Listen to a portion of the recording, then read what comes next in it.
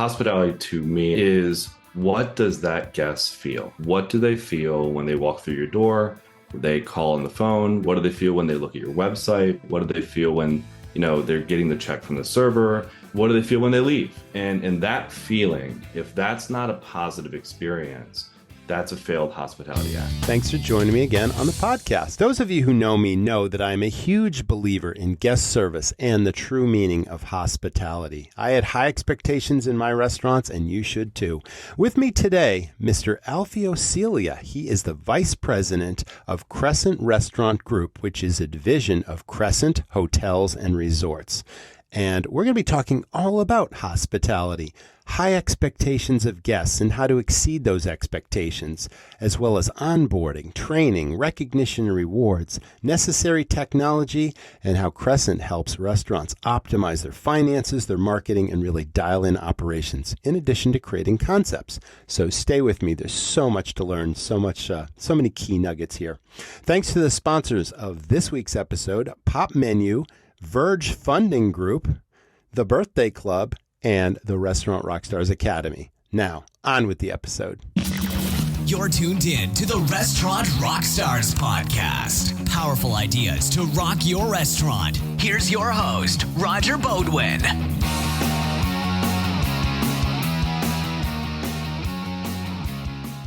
Listen, you've heard a lot of noise about the ERC tax credit. Why is it such a big deal? Because your business already paid a ton of money in payroll taxes, and more than likely, you qualify to get a ton of money back.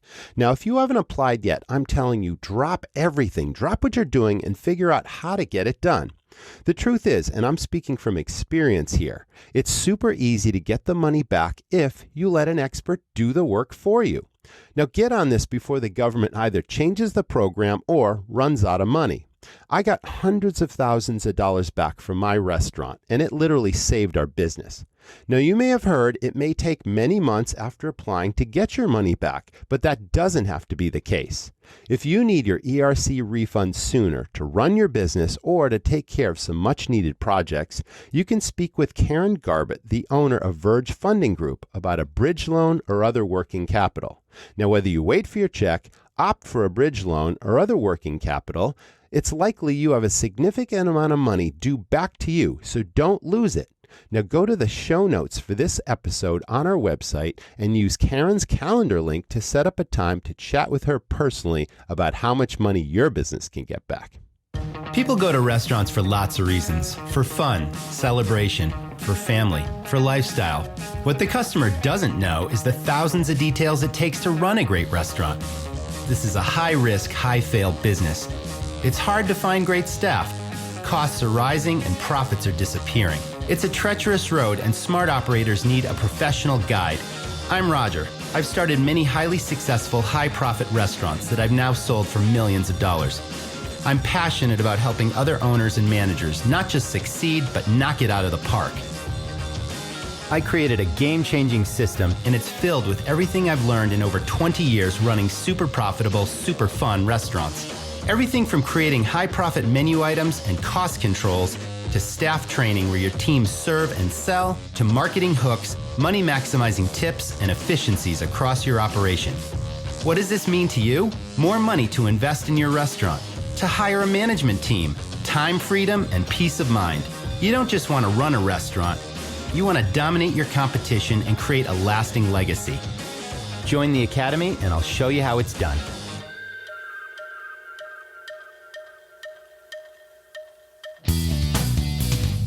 Welcome back, everyone. This is the Restaurant Rockstars Podcast. So glad you're back with us.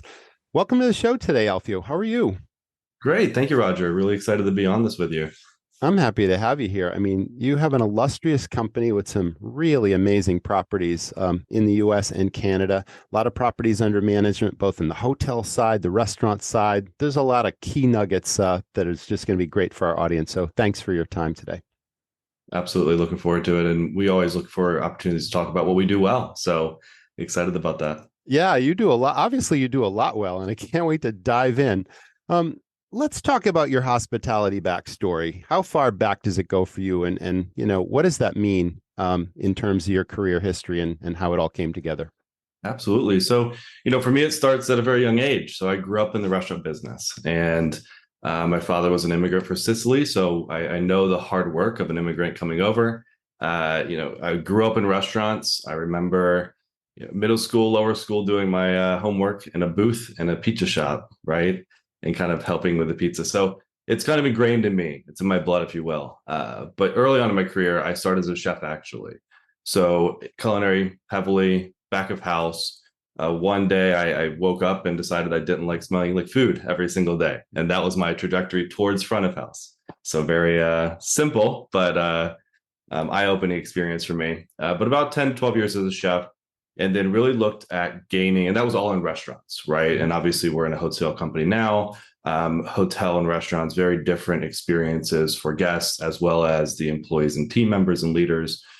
Worked into a development role with Entertainment Cruises and Hornblower Events, which amazing company. And if you've never designed a kitchen on a boat, it is very very different than the landlocked items we do now. Going into that, I worked with PM Hotel Group, a great a management group out of DC, a couple other management groups in the Northeast, and then landed at Crescent about a year and a half ago. So really happy with my new home, and hopefully here for a while. It's interesting. You mentioned setting up kitchens on boats and whatnot. In my past, mostly as a younger person, I used to go on lots of cruises with my parents. They were huge cruisers on multiple lines. But, we had time that we would actually be invited into the kitchens to kind of take the tour. And it's really amazing. Well, any entity that can prepare thousands of meals, across 3 different day parts, across multiple venues out of a confined space. I mean, the efficiency and the productivity and the storage needs and the resupplying, it's like, wow, it's like there's such logistics involved in that. So I'm glad you brought that up. It just kind of brought me back. So I thought I'd mention it. Can you, Alfio, give us sort of an overview of Crescent? It's across multiple companies. It is hotel focused as well as restaurant focused, but you also work with high-end resorts and that type of thing. And obviously there's the hotel and resort group. You've got Latitudes and you've got Crescent Restaurant Group. So give us sort of an overview of your entire company, and then we'll dive into the restaurant piece.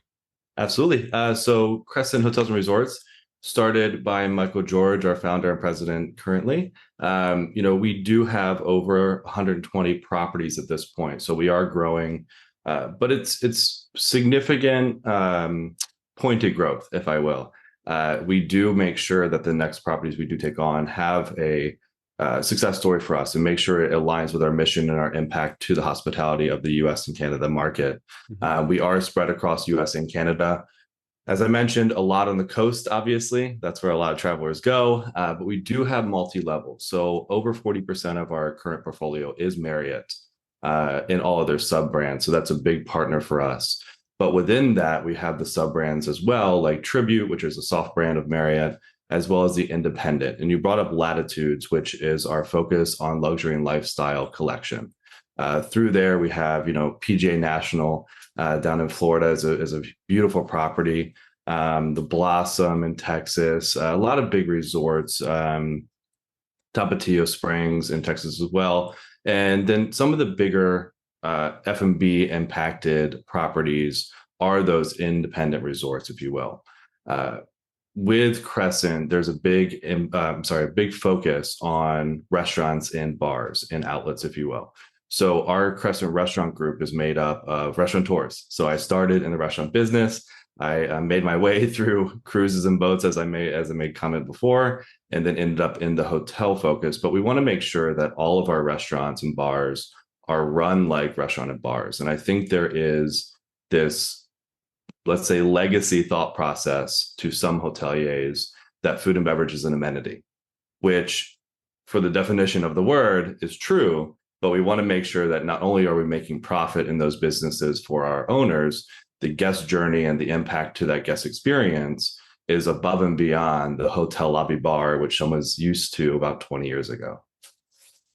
That's an interesting point, because there was a time when, you'd stay in a hotel, and regardless of the level of luxe or luxury or price point of that hotel, if it had a restaurant, sometimes those restaurants struggle to attract the hotel guests because people naturally want to go outside into a new city or a place they've never been and explore the outer world. But yet the big draw or the big opportunity is, how do you create an event or an experience that is literally capturing their attention so that they want to experience that venue? And then how do you maximize the profitability of that venue? So I'm sure you've covered that throughout your career.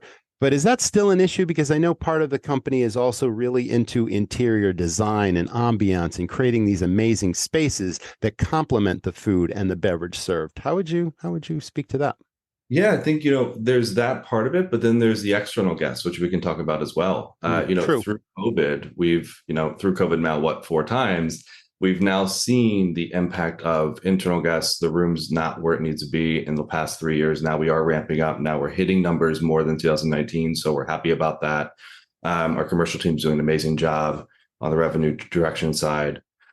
The internal guest, I think, let's back up. Every guest, the dollar now is more important to that guest than it ever has been. And, I hate to say this, a celebrity chef impact or just a great beverage menu or just a great dish of food is not enough to capture internal, and it's not enough to bring external into the property. So ultimately, what we're looking at, as you mentioned, is that overall experience, the overall vibe, the overall, where does my dollar get me? What's the story behind that dollar and why am I spending it?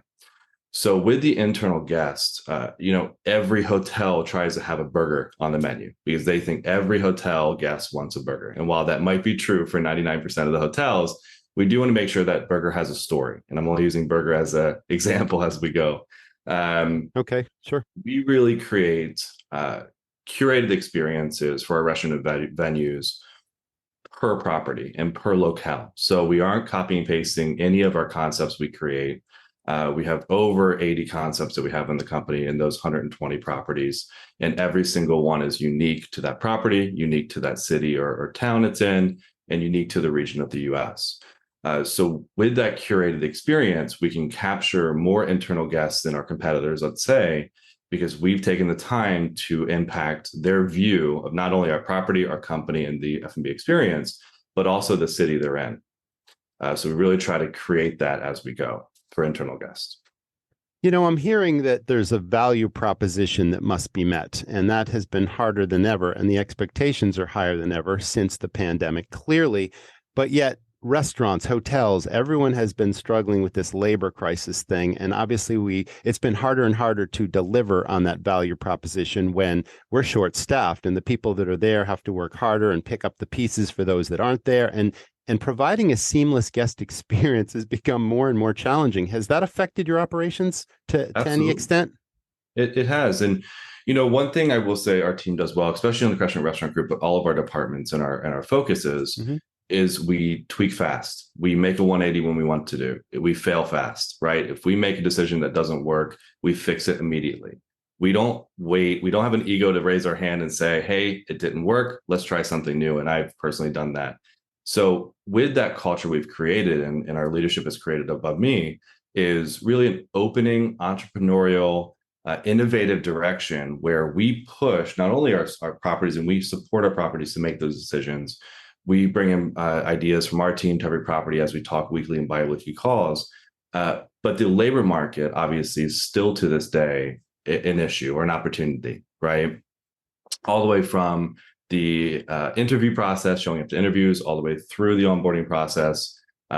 We've seen a lot of people just start to look for jobs. And I don't believe the majority of hospitality workers are 100% back in their mindset to get back into the day-to-day flux of hospitality, right? It's a grueling job. We know that. I've been through almost every position growing up in a restaurant, starting as a dishwasher.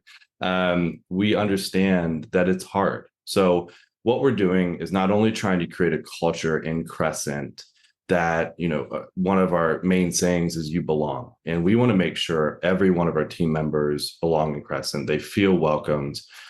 We were just nominated for top 50 diverse companies in the US. So we're the third management hotel company to join that, I believe. Marriott and Hilton are also on there as well. we do have a diversity, inclusion, and equity committee. We try to make sure that we are the employer of choice for those team members. So that does help. It does move the needle towards filling those roles. On the flip side of that, using technology. And I know, 7-8 years ago when QR codes were tried to be pushed and everybody says, oh, nobody was going to kind of gain that momentum on QR codes. It's the way of life at this point. So looking at tech, looking at creative ways of using tech that everybody else is using to supplement and not replace those positions. We want to make sure that we have those positions ready for people to come back to. We aren't trying to completely negate, a busser, runner, or a server or a cashier, but until they're ready to come back home, if you will, we have that position ready for them, and we're just going to supplement as we go. I've always believed, in my own experience, 23 years starting restaurants from scratch, and even in hotels I've visited, I believe restaurants and hotels are the business of 1,000 details. There's more than 1,000 details, but I just use that. How do you ensure consistency during these challenging times where details, the smallest detail, isn't missed, and that the guest has a seamless experience where very, very little happens to them that detracts from that experience? And obviously, when it does happen, human error will always be present. It's dealt with properly and to the guest's satisfaction, and they're invited back and we make it right, and all those kinds of things. You must have a whole team of people in charge of that. And then there's got to be the checks and balances and the secret shopping and the making sure. And I don't know, people are up-leveled with recognition rewards for meeting certain standards and achievements. Can you speak to that whole piece right there? Yeah, that's a little piece of that. Okay. So I think, through this labor opportunity we're going through now as a community of hospitality people, right? There is that extra level of attention we need to have. As I mentioned, making people feel at home, making people feel as a family, because with the opportunity of bringing people into the company, it's keeping them in the company, right? Turnover is a huge impact to all operations, all companies, all, verticals of business. Of course. So the more we can ensure that our team stays with us, the less money we have to spend, the less time we have to spend to retrain the same position over and over and over. So as a business decision for our owners, and remember, we are only management, we don't own any of our properties, to ensure our focus for our owners is equally spread across the company. We do have a business decision and a business priority to our owners to make sure that we can keep the teams in, as well as training the trainer, if you will. So we empower our entire team at the properties and above property, our entire company, to learn, to cross-train, to help train. I wish we had a team of 100 people on the F&B above property team to, go to every property every month. It just doesn't work that way currently. So what we are doing is we're trying to empower, we're trying to have our entrepreneurial spirit go down to the properties, F&B directors, the restaurant GMs, the GMs of the properties, to really take that and help lead and have us as their partner through this entire scenario, if you will.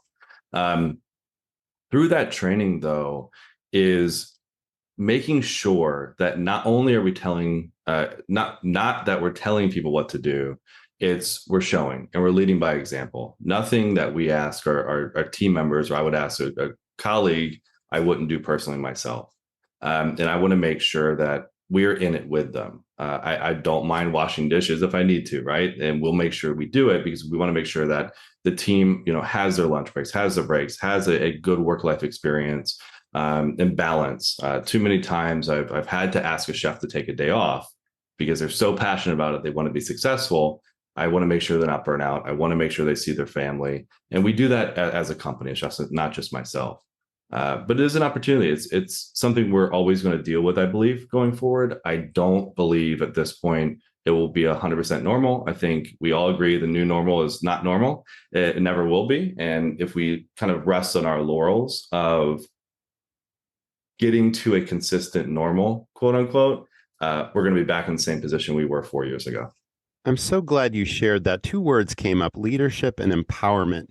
And I learned those two words many, many, many years ago before I even started my restaurants. And I was a marketing director for a ski resort company. And that was a 7-day-a-week position sometimes, especially during holiday weeks. And it was not uncommon where the senior VP of marketing was literally making beds with me in a hotel, and it was all about leading by example and then showing people the proper way to do things and holding them accountable to certain standards. But it was all hands on deck. And then I kept that philosophy with my restaurants. And I do believe today that the pandemic has shifted the approach that restaurateurs, owners, GMs in any property really need to shift from that management philosophy or mentality to leadership.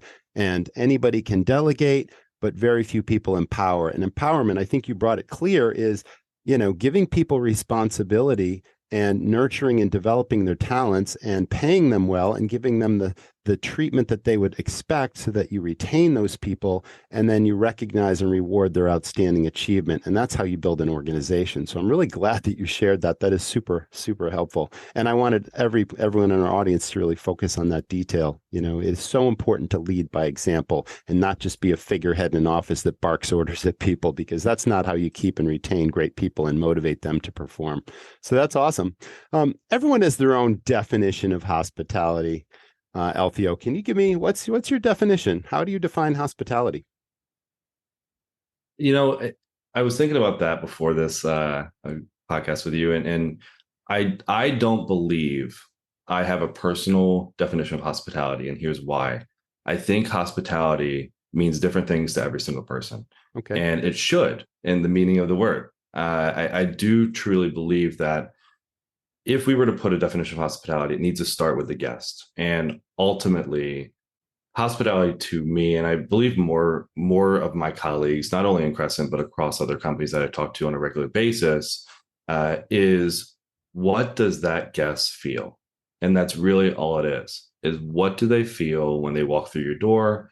They call on the phone. What do they feel when they look at your website? What do they feel when they're getting the check from the server? And obviously, I'm going to be very biased in food and beverage on my examples. What do they feel when they leave? And that feeling, if that's not a positive experience, that's a failed hospitality act. And I think looking at it that way and through this guest journey, the impact of the experience, aligning the menu, the concept, the brand, the lighting, the music, the training, and then tweaking that brand to make sure, and that concept to make sure that hospitality is always ever evolving, I think is the overall, definition for me. And it's a lot of different things. I can't put one thing on it, but that guest experience is a huge part of it.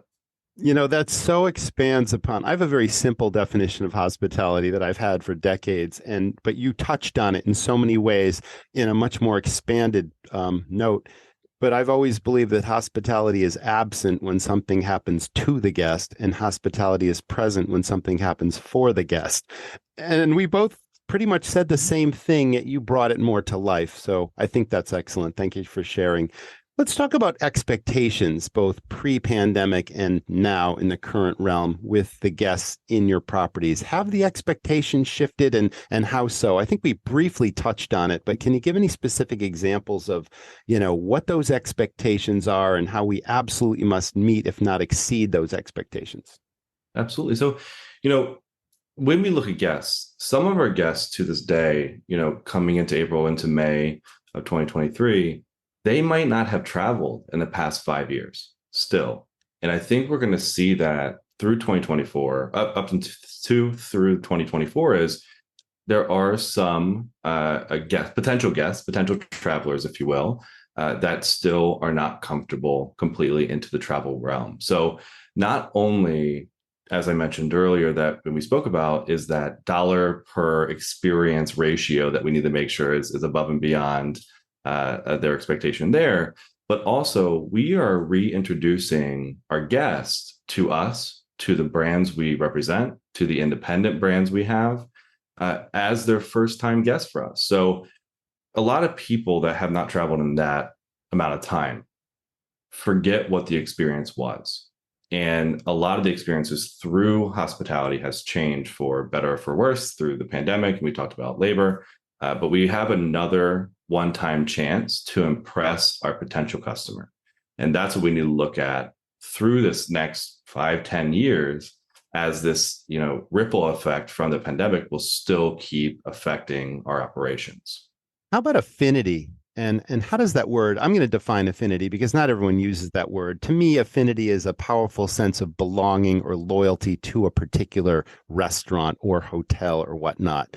I often use the analogy of that Cheers TV show, the Cheers formula. You want to go where everyone knows your name. And there's a certain element of hospitality in that. But affinity is loyalty, really. And you obviously have to maintain a high degree of loyalty so that you have recognition programs where your best guests are recognized. And even if they're a first-time visitor, the onboarding treats everyone as if they're an old friend or, a repeat visitor. Let's talk about loyalty and how your company delivers on that. Hey, Rockstars, let's talk restaurant marketing. I started and ran 5 high-volume restaurants, and I was obsessed with marketing. Not the traditional kind where you try this and you try that and you hope for the best. That's like dumping $100 bills out the window, but nobody's coming in the door. I'm talking about marketing that's trackable, where you know exactly where the business is coming from, and, most important, that it delivers far more than every penny you spend. So here's where my friend Dyson comes in. He's a restaurant person, just like you, owned his own concepts. Now he runs Fan Connect. He's got something called the Birthday Club that's proven to drive new and repeat business in your door because everybody has a birthday. He does it all for you, too. All the heavy lifting. All you have to do is focus on your guests and delivering true hospitality. Why not speak with Dyson yourself? He loves talking shop with operators, and there's no obligation, but I'm pretty sure he can boost your business and put more butts in your seats. If I still own restaurants, it's exactly what I'd do. Check it out at fanconnect.com/birthdayrockstar. There are many elements to consider when growing your restaurant. Are you connecting with diners enough and with the right message? Could your kitchen be putting out more orders than your dining areas have room for? Well, it can be overwhelming, especially when the reason you got into this business is for the food and the people. That's why restaurants get Pop Menu. Pop Menu is the marketing tech platform designed to make growing your restaurant easy, so you don't have to grow it alone. With Pop Menu, you can capture more guests and their preferences through your restaurant's website that's designed to easily collect contact information and data so you can see what your guests love and why they dine with you. Connect and build authentic relationships with guests by using modern technology that personalizes marketing. Make all your systems work better together, improve margins, and conquer the chaos of your restaurant's digital presence. Now, Pop Menu has a special offer for my listeners. If you're going to the NRA show, mention this podcast at Pop Menu's booth number 5670 and get an exclusive invitation to their speakeasy. Or go to popmenu.com/rockstars. Absolutely. And I think I want to make one point for affinity. We actually use that word almost daily. So it is a very unique word and not well used word, and it should be. Not only do we use that in our guest experience, in our diversity committee, I'm actually head of our LGBTQI plus affinity group for our company. Excellent. So we actually use this in a team member family mentality as well. Yes. Because it does start with them. It does start with our team members. And if they feel like they belong, they feel like if we have a loyal team, then we can push a loyal direction to our guests as well. One of the opportunities we're looking at currently is we have multiple different brands, and some of the big ones. We have Marriott, we have Hilton, we have IHG, Hyatt, et cetera. They each have their own loyalty following and their own guest following. So through the F&B team and the Crescent Restaurant Group, we're looking to how to connect that through reservation systems, through guest newsletters, through things like that, because ultimately those brands are competitors technically. So those loyalty programs don't connect like they should. So we're looking at that currently and how to connect that. But generally, there are multiple properties where we have an external guest, let's say neighborhood focus on our restaurants. And multiple times I'll go in there and the neighbors will know our bartender's name per Cheers, just a little backwards, but they'll know the servers. They'll come and say hi. There's a beautiful property, 33 Seaport in South Financial District in New York. We took over, transitioned in January, and I was there a couple of weeks ago, and I saw a neighbor come in and say hi to one of the servers and give him a big hug and just say, wanted to know if he was okay during the transition and just check in. That's an amazing experience. It's amazing to see, because without those neighbors and without that connection to our team, we won't be successful.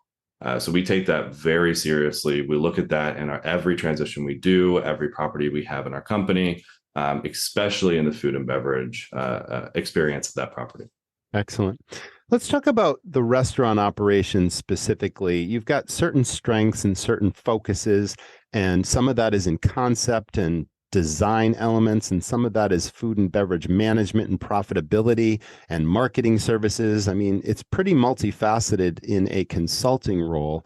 So let's talk about how you deliver on some of those things specifically and what the process is. Let's just say I'm a restaurant group and I really want to take my operation to the next level. And I heard about Crescent. And it's like, tell us about the process of perhaps getting to know the client, onboarding them, figuring out what the priorities are. Is there a specific, roadmap or template of services, or do you literally listen to the client and say, well, we hear you, but we think you could really benefit from this as well? Tell us that process. Yeah, absolutely. And I'll go through kind of our restaurant group specifically and how we approach that. And, our vision for the restaurant group is we want to create experience-driven restaurant venues and event concepts. And I'll talk about event versus banquet and catering in a second. Okay. We create our concepts, we create our brands, even product offerings. We're working on a coffee product for one of our owners right now for their property. And the word vibe is in our vision, in our Crescent Restaurant Group. So that is what we first and foremost, our North Star, if you will, as we connect with our new owners, our new partners, as we go forward. I say events and not banquets and catering. Banquets and catering is a very important term in our industry, but I want to make sure the event around that, not only banquets and catering, wine dinners, partnerships, and we kind of connect those dots for all of our partners as we go forward. When we look at new properties, new restaurants coming into the company, we break it down to 4 quadrants, if you will. One is the concept and brand, as you mentioned. One is financial and systems. Another is people, and the other is outreach. So outreach, marketing, PR. Our team touches all 4 of those, and that's very unique for a food and beverage team in a hotel management company, and sometimes even a food and beverage team in a restaurant management company. They might not focus on all 4 because it is a lot, and it is a rabbit hole if you're not careful of what you're prioritizing.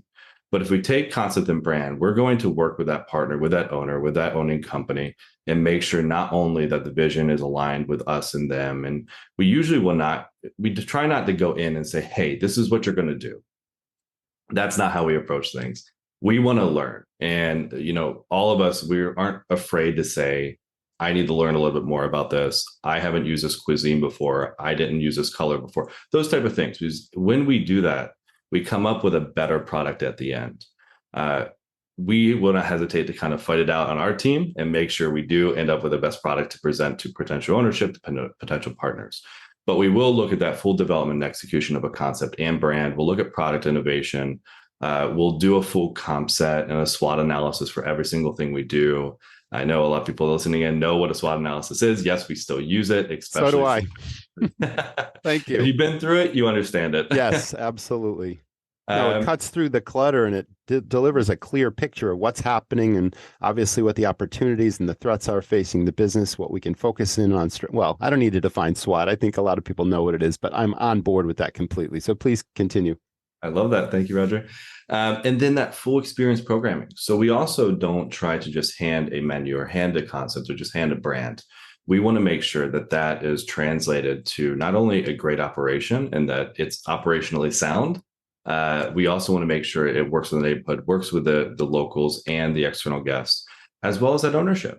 A lot of our ownerships they have something they're passionate about, and we want to make sure if it works, we're going to do it. We're going to try to hit those key priorities for them. With financials, after concept and branding, we do look at full systems. So our team also looks at the full POS system, the reservation system, all the way down to budgeting, forecast tools, support and guidance. We have wonderful purchasing program partners with those type of directions. And then, we also have strategic sourcing in our company. So we look strategically at our partners on the sourcing and the procurement side of it to ensure that not only do we create a beautiful concept, we're looking at that cost analysis on saying, okay, are we getting the best cost for the best quality we can for this ownership? with our, systems, labor management will always be a huge priority of us and our company and our ownerships. But the people is, even a bigger part of this. As I mentioned, the people make or break the guest experience. So our team focuses fully on the full training of every position in the restaurant. So we have created and fully evolving the training for every position, all the way from, the leaders of the property down to, dishwashers, runner, busters. We want to make sure they understand what, those expectations are as we go forward. We also have on our team an impact team, which some companies call task force. But we want to make sure we make positive impact through all of our departments in Crescent. We have about 12 people currently that are on our team that go out, support properties. If there's a hole in a position, they'll help fill it. But also while they're there, make sure all of our key priorities and our vision is kind of elevated with the property and to see what opportunities they have for us to help on. And the last of those for outreach, and I say outreach versus just marketing and PR, because I do believe there's a personal touch point, especially in those local neighborhoods on the external guest side and internal for the guest, to really bring them into the fold of our F&B experience. And, every internal guest, if we don't capture them, that's a loss, right? They're there for ours. They're there for the taking. And you mentioned that, Roger, early on, that some people just go to a hotel and they want to get out of the hotel and go have dinner elsewhere. So we're fighting that adventurous spirit of our guests to say, hey, take a couple properties in New York we have, going to Times Square is wonderful, but we can create a bigger, better, and more inclusive F&B experience here at the hotel first. And if we can't capture that, how can we be creative of, let's get the pre-theater drink or the post-dinner drink, or, let's capture them for a dessert after dinner. So we're trying to be creative on that side as well. Now, with your chef experience, I'm sure you'll sort of validate the thinking here. Let's think about the largest food service chains in this country and the systems they have in place and how they literally calculate the cost of the wrapper on a drink straw and know exactly what the profitability of every dish is on the menu, and that the spread difference is very equal, and then they're not losing dollars when they sell this versus that. And it's really dialed in, and so few independent restaurants in this country have it dialed to that level, either because of bandwidth or knowledge or experience, or just trying to put out the daily fires and serve the guests and deliver a great experience. You must have a team that really zeroes in on every level of profitability with key indicators and monitoring and tracking and performance. And it's more important now than ever, with inflation and with the highest labor costs ever, that those are certain things beyond our control. Even though there's economies of scale of large purchasing power, the costs are still rising and the margins are still shrinking. And the only controllables are, how do you optimize every sale in every property every day? And then most importantly, how do you maximize the profit in every one of those sales? Can you speak to those processes and procedures when you go in and work with a client to really dial that in? Because it's such a key component of operating a successful restaurant operation. Yes. And a lot of even at our size, we're not a huge company, and that's a dedicated reason. We don't want to be too huge. We're a good size right now to focus on our priorities. Okay. Even at our size, we've seen ingredients go up 60, 100, 200% in the past year and a half. Unbelievable. Some things are not slowing down. So one thing we are doing is and I keep using the word empowering, and you'll see this through this entire podcast. Thanks for doing so, because it's not said enough and it's not focused on enough. And you're certainly helping up level, our audience's business just by focusing on that. So thanks for sharing. Keep going. Absolutely. Yep. So we actually want to make sure that, every chef, every manager, every, supervisor understands that costing and what that cost impact is to the bottom line. If I personally, cost the chef's menu and just hand it to them, and they don't fully understand how that impacts their operation, it won't be successful. So our team above property, we don't specifically cost everything for them. We are watching trends, as I mentioned, for ingredients. Our purchasing team watches, red flags from all of our mainline suppliers. We get daily or weekly newsletters out to the team and emails. We want to make sure that the educational piece for our property teams is there first and foremost. So I urge any business owner, especially if you're independent, it will take a minute to reset. It will take a minute to make sure your team understands the impact to your bottom line, to your P&L, to your revenue. But if you take that little bit of time to say, okay, let's reset, let's gather as a team, let's have that team meeting, let's have that little bit of training. I promise everybody on this podcast listening in will benefit from it. All of our teams, we will create the costing tools. We have the purchasing systems that have EDI attachment to the suppliers, meaning they have an electronic attachment that gets updated pricing to our purchasing system. We give the teams the tools. We train the teams to use the tools. I think the saying with the horse leading to water, I'm terrible at sayings, but I think that one's right. We want to make sure not only do we lead them to water, we show them how to drink it. It's another step. It's another step than just handing something over to a team or a leader of the property. We want to ensure they know how to use it and to be successful with it. So that is how we attack that opportunity and approach that issue with their teams. Is we train them to understand, and more often than not, with education and with a dedicated training module or direction, people want to learn. It's human nature to have an intriguing focus on something new. So instead of just, trying to shove it down to the properties, we bring them along for the journey as we learn together. You're working with large restaurant groups and somewhat illustrious brand names and all of that. In my experience, there was sort of a misunderstood comparison or sort of an industry focus on food cost versus profitability. And everyone's like obsessed with, I need a low food cost. And so few people realize that really came from efficient ordering and efficient, utilization of cross-utilizing ingredients, of course, and moving the merchandise and low waste and theft and spoilage and obviously selling your highest profit items. But I would rather sell a high food cost item all day long that contributes a greater profit than a low food cost item. And having a balanced menu with variety and appeal to the customer is more important. Do you see that misunderstanding within your clients, or is there still an emphasis on food cost versus efficiency and profitability? I believe now there's a more emphasis on every expense. Before it was food costs, it was beverage costs, because those were the biggest expense drivers, other than labor, in our operations. Mm-hmm. What we're seeing now is even the 1% spend on menu covers might be too much in some operations. We don't have that low risk profit margin anymore. Every 0.5% means a lot of money for our ownership. So we want to make sure we were looking at every expense. That said, to your comment, I agree with you. There still to this day is a misunderstanding on sometimes how food cost works, how that's formulated, even though there's a very clear formula there.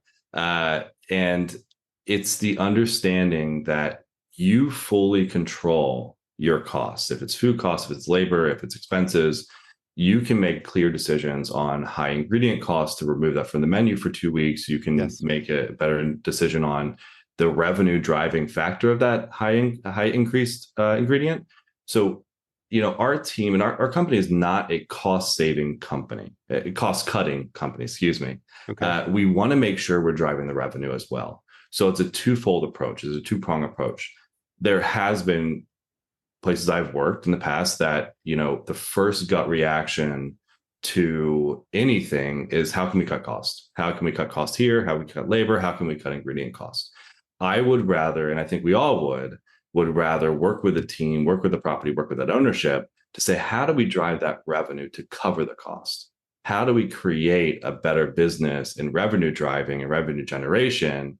And I know a commercial team, if they're going to listen to this, will love me saying this. How do we drive that revenue to cover? And what comes with that higher revenue is more guests coming in the door, more guests capture internally, more than likely a better experience for the guests, which is bringing them in. So we focus on the right things, as well as keeping our back-end expenses in line. If we focus on the right priority, it comes along with many, many more, supplemental adds to not only the business and the ownership in our company, but also that guest experience and the journey throughout. Yeah, you've also clarified that whole point between the mentality of cost versus investment. Let's not be hyper focused on the cost. Let's think about, this has a return on investment, what we're doing. And the bigger picture is driving revenue versus being hyper focused on costs and just letting revenue stand where it is. That's, a key point. And I'm glad you brought that up. It's interesting because I brought up that point earlier because I've focused on a certain specialty in my consulting practice in the past, either pre-pandemic or after. And it's really amazing to me that a single independent location, I've done a couple of these that are around the $3 million annual sales mark, one single location, which is decent business for your single independent restaurant. And their menu hasn't been costed out in quite some time. And even if the chef or kitchen manager has costed out the menu, the owner or the operation has not done anything with the data. And I jump in there and I sort of have my own template that I've worked out, and I plug in the information and I show them that the profit spread in every menu category is many, many dollars across items versus 80 or 90 cents here or there. But when you're losing $3 or $4 or $5 every time you sell this appetizer versus that, and you're losing $7, $8, $9, $10, $12, $15 every time this entree sells versus that, you're spinning your wheels, filling your seats, wondering why the bottom line isn't improving or growing.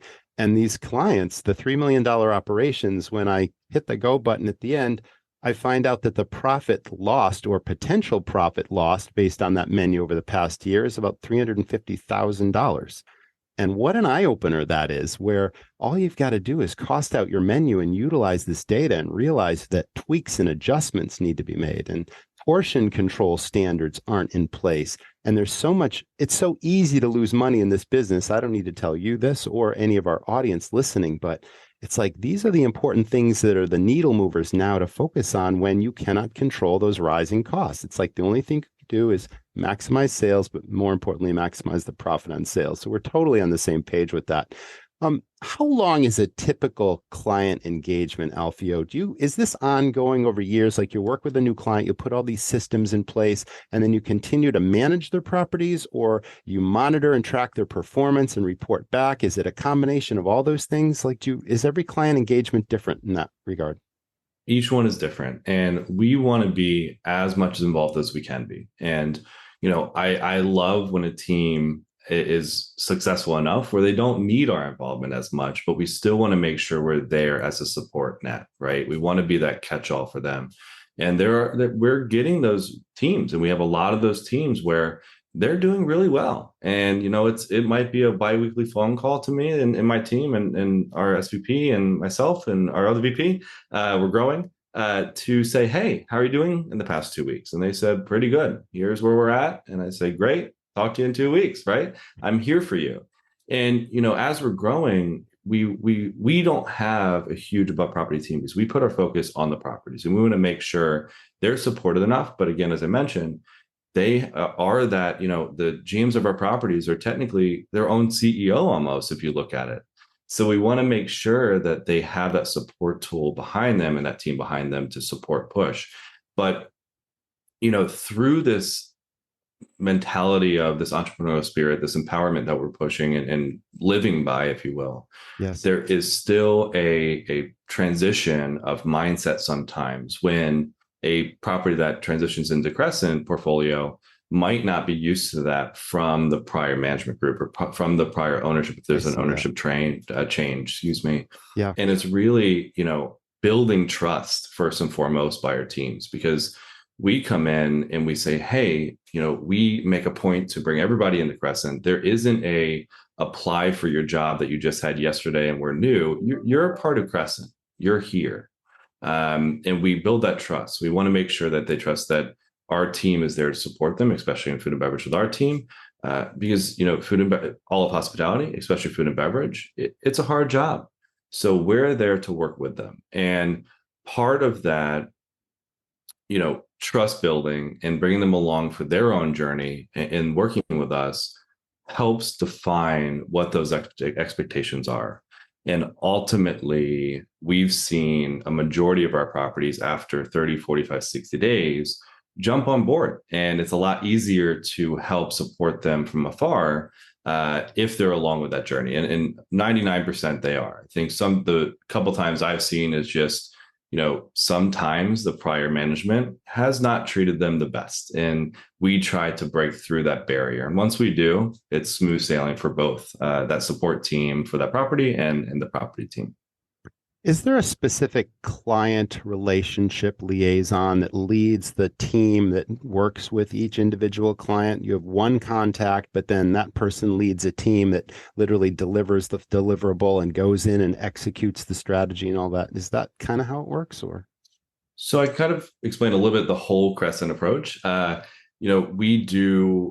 We have a business development team that's amazing, and they make that first contact and they bring them in. I will say that through that process, all of our departments are involved. So we get in there right away to say, okay, personally, I do for Food and Beverage and our team, but we say, hey, how can we help build this RFP, if you will, or this presentation to say, okay, we are the management company of choice, as well as the employer of choice, as I mentioned. But we want to make sure that we're involved and we see the start to finish through the opportunity, through the business direction. But then as we go forward, all of our departments and our focuses of our company are fully involved with that property. So there's not one person per se per property, but I will say, we have the vice president of operations. That's that key contact for that property.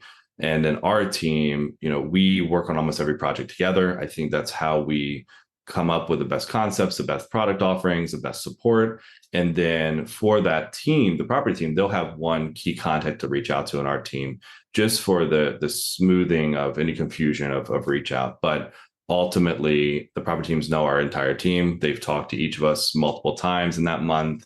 And we work very well together. And our above property teams work very well together as well, which is very unique. There's no fights between marketing, F&B, or revenue or sales, or which a lot of companies have. We have the same end goal. It's look at our ownership and make them profit, and look at the guests and make them the best experience possible, and look at our team and make them the best working experience possible. Those are the three main focuses of all of our departments. And because we work so well together, there will be calls where a colleague of mine in marketing or sales might call me and say, hey, I just saw us at the restaurant while I was sitting down for eating. Here's that. And I might call someone and say, hey, I was on a website and maybe we could change some things there. So we work really well together. There's no egos in our company. And that helps not have one key person to delegate or deliver all the items. All right. Thanks for clarifying that. Let's talk about the consistency of experiences. Let's say you worked with a client for a while. Do you yourself or members of the team go in anonymously and actually patronize, dine in those restaurants and experience what's happening and then report back? How often does that happen, and who's responsible for it? Yeah. So, from every aspect. So even before some of our partnerships start, we might want to go see what the experience is. It helps us understand a potential partnership. Mm-hmm. Not to scare anybody away from Crescent. We do want to understand. And, we take that internal. It doesn't go anywhere. We want to see the opportunities as a guest. If we first understand as a guest what the experience is, we will make the best business decisions we can for that potential partner, that potential owner of that property. And we, again, might use a fake name. Look, Alfio is a very unique name, so I can't use it everywhere. There's only a couple in the US from what I understand. So we might try to get in there. We just want to experience it. And more often than not, our potential partners are doing things right. There isn't many, experiences that I have or our team has that is a potential failure. A lot of our ownerships that we partner with, most of them are doing a great basis. And if there's great bones, if you will, if we get a great team, if we get a great concept, if we get a great operation, we can only make it better. We elevate from there. So from that experience of those, if you say mystery shop or mystery dining and mystery stays, it only helps us build a better program and a better process for that potential partner. Thank you for sharing. Let's talk a little bit about optimizing sales and suggestive selling techniques and that soft sell approach versus a hard sell approach. So in my training, I've specialized in, suggestive selling and training every member of the front of house team to, obviously through product and restaurant knowledge, to deliver great experiences by making suggestions we know the guest will enjoy and appreciate. And there's a fine line and it's a skill to be developed. But is there any kind of training in your organization to focus in on recognizing those opportunities from the start and finish of an experience and making suggestions that the guests do, in fact, appreciate that increases a check average? There is. And, I think we all know the sparkling water upsell competitions, right? We've all been through that in our career, but we've taken that. And while that is still a very good competition, a great supplemental incremental revenue generation product, but we want to make sure that, as I mentioned with the food cost educational piece, we want to make sure they understand why. A lot of hospitality was in the past, especially pre-pandemic, was here's the direction, here's the expectation, just do it because that's your job. Crescent was never like that. A lot of our competitors were like that. But even today, I do see a lot of those teams that were like that in the past changing their tune because they figured out that, one, that server might not be there 6 months from now. It's the way of the world right now. Of course. The biggest buy-in we can get with any position is understanding. If they understand, they're going to buy in. That second piece of that, they can understand, they can buy in, and do they agree to it, right? Do they agree with it? So we want to make sure all three of those are hit. And not only from, the water upselling, the wine upselling, some of the normal defaulted supplemental increase revenue drivers, we are trying to have creative direction. So not only do we ask the teams, we ask, I urge our leaders on the property to ask the teams, ask the servers, ask the bartenders, what can they upsell? They'll know the guests better than I do. I can only be at every property every so often. So it's really leaning on the team to find out, what are your guests asking for? Going to the front desk. What kind of food do your guests leave our property to go for? How can we capture that? But we do urge and educate all of our teams and bring them along for that upselling journey. We create training modules specifically for upselling, but upselling for casual, upper casual, fine dining, upper fine dining experiences, because every single one is different. Absolutely. But we do look at that. Thank you for answering that question. Let's talk about more of that loyalty piece, but peel back the onion a little bit more about perhaps artificial intelligence, which is such a buzzword right now, and it's happening everywhere, and recognizing prior guests' experiences so that the staff know who the guest is, when their birthday and their anniversary is, and what their favorite drink is, and all that kind of stuff. I mean, there is software that does that now. Does your company get involved in that area? We are looking at that currently. And it's funny you mentioned kind of understanding the guests before they get there. That was and still is a very manual process until the AI generation journey has been normalized per se for specific hospitality operations. There's still a little bit of a human interaction that needs to happen. At certain properties that we have, at certain FB operations, that host is expected to, maybe research that reservation list before they get there. So again, very manual effort. Of course. Google is wonderful. Social media is wonderful. But outlooking to what the last 3 months has happened to AI and all these different websites coming in with AI direction. And while, if you really look into it, possibly scary at one point, scary in the fact that it's awesome in the original generation of awesome, right? It's above our belief. It's above our understanding at one point to really dig into what that potential increase could be. But I do see a huge impact. One of our reservation systems is actually beta testing AI in their chat with the guests through that reservation process. So we're looking at that currently to roll out to a couple properties to really beta test what that is. But I believe the potential is astronomical, what this could be and what this could mean. And as I mentioned, tech should not replace some of those positions. They should supplement that position. If that host has access to AI to generate all their information about that guest, the server has it, every guest touch point, that guest experience will only be elevated from there.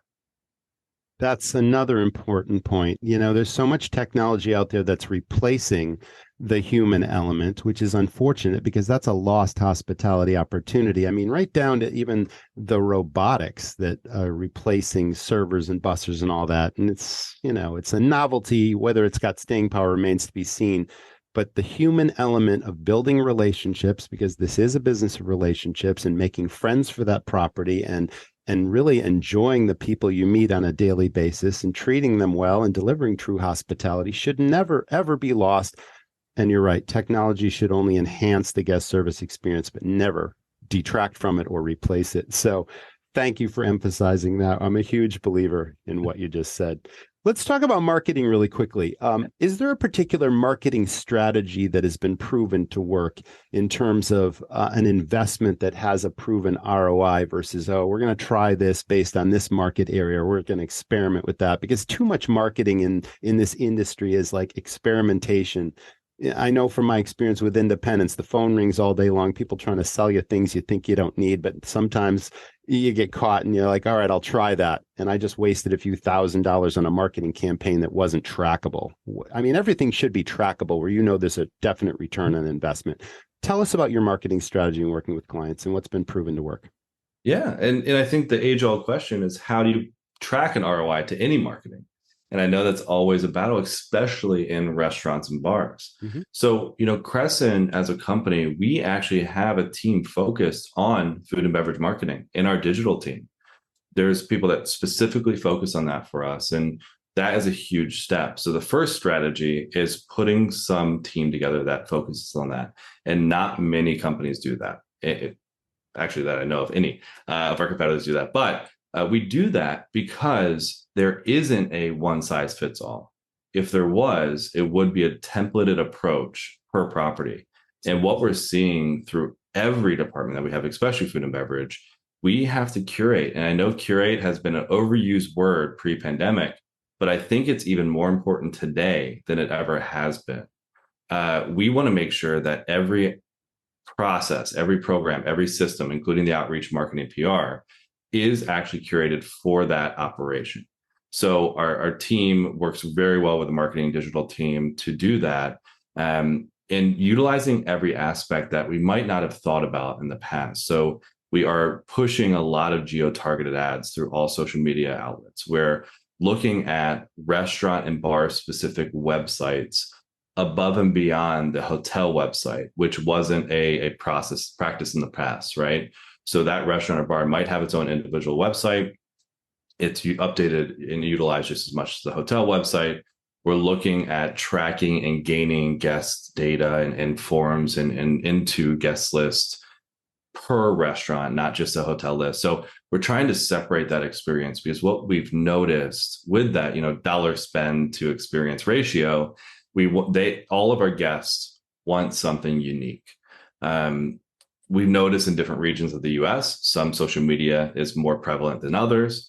We've seen, different reservation systems being utilized different regions and others, different cities and others.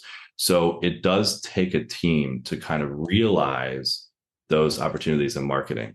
But we do focus on every single one differently. I would love to tell you there's a end-all be-all answer to that question, but there isn't right now. It's just getting in there, understanding the opportunity, and picking the best tools to approach that opportunity in any operation. And it's still a focused and targeted approach, which delivers ultimate results for each individual client, regardless of their needs and expectations. Yep. Excellent. I think curated is a timeless word, much like empowerment. I don't think it'll ever grow old, because it speaks to bespoke, it speaks to custom, it speaks to unique experiences, and it really defines what you're trying to achieve for each individual guest in each individual property. So keep using that word curate, and keep using empowerment, and keep those philosophies going, because it's definitely going to up-level this industry. Thank you so much for what you do. We've covered a lot of ground today, Alfio, and I really appreciate you being a guest. Do we miss anything? Is there anything else you'd like to share with our audience? The last thing I'll say is look at that experience. If you focus on the experience, you'll always be successful. Fantastic. Well, thank you for being a great guest. Thanks for your time and for sharing your knowledge, your experience, and your ideals of this business called hospitality. That was the Restaurant Rockstars Podcast. Can't wait to see you all in the next episode. So please stay tuned and stay well.